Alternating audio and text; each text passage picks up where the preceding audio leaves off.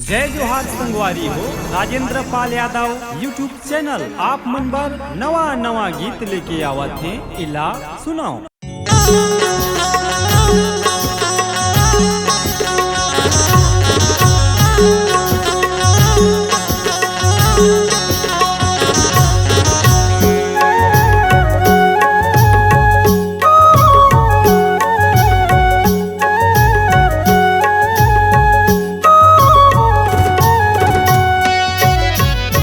तुलसी के चौरम दाए पिया बारे हाँ तुलसी के चौरम मैया पिया बारे हाँ सुन ले हवर जी हमार ये भवानी सुन ले हो बिनती हमार ये भवानी सुन ले हवर जी हमार।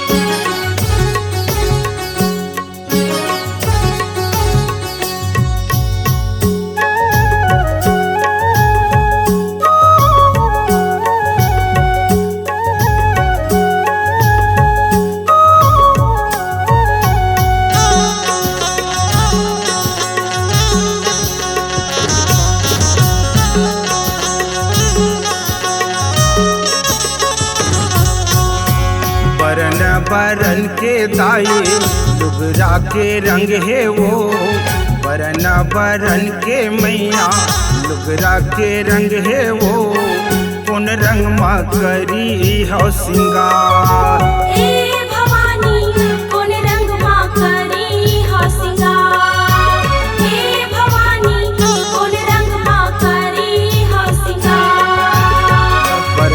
बरन के दाए लुगरा के रंग है वो बरन बरन के दाए लुगरा के रंग है वो लाल रंग मा करी हो सिंगार।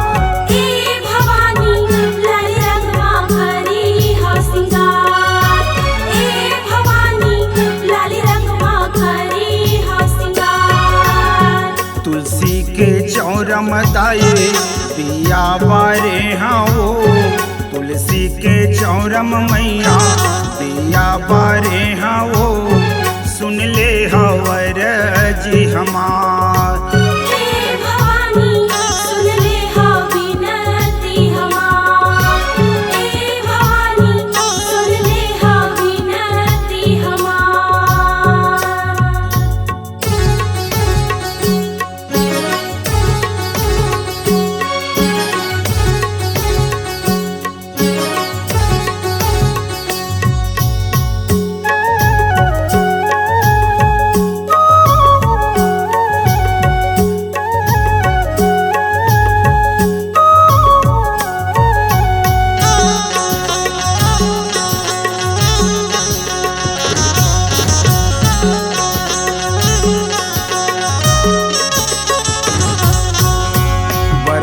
बरन के दाए चूड़ी के रंग है वो बरन बरन के मैया चूड़ी के रंग है वो कौन रंग मा करी हो सिंगार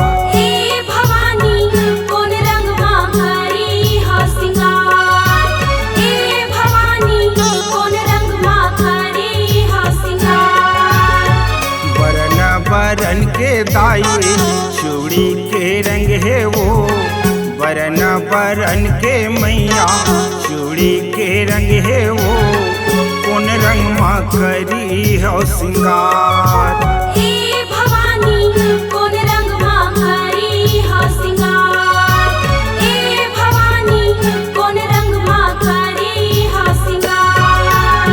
तुलसी के चौरम दाए पिया बारे हाँ तुलसी के चौरम मैया बारे हाँ वो सुन ले हवर जी हमार। हे भवानी सुन ले हा विनती हमार। हे भवानी सुन ले हा विनती हमार।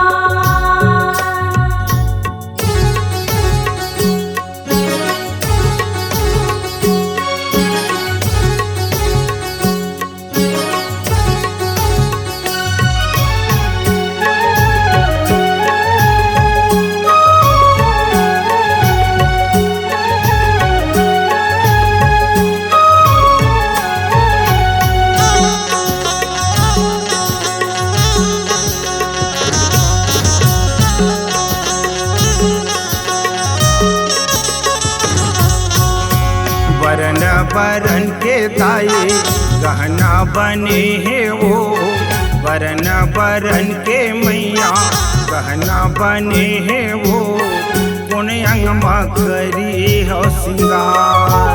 हे भवानी कोन अंगमा करी हा सिंगार। हे भवानी कोन अंगमा करी हा सिंगार। वरन बरन के दाए गहना बने हैं वो, वरन बरन के मैया गहना बने हैं वो, अठवंग करी हो सिंगार। हे भवानी अठवंग करी हा सिंगार। हे भवानी सोलंग करी हा सिंगार। तुलसी के चौरम दाए दिया बारे हाँ वो, तुलसी के चौरम मैया दिया बारे हाँ वो, सुन ले हवर जी हमार। हे भवानी सुन ले हा विनती हमार। हे भवानी सुन ले हा विनती हमार। तुलसी के चौरम दाए दिया बारे हाँ वो, तुलसी के चौरम मैया दिया बारे हाँ वो, सुन ले हवर जी हमार। हे भवानी सुन ले हा विनती हमार। हे भवानी सुन ले हा विनती हमार। सुन ले हवर जी हमार, सुन ले हो विनती हमार, सुन ले हवर जी हमार।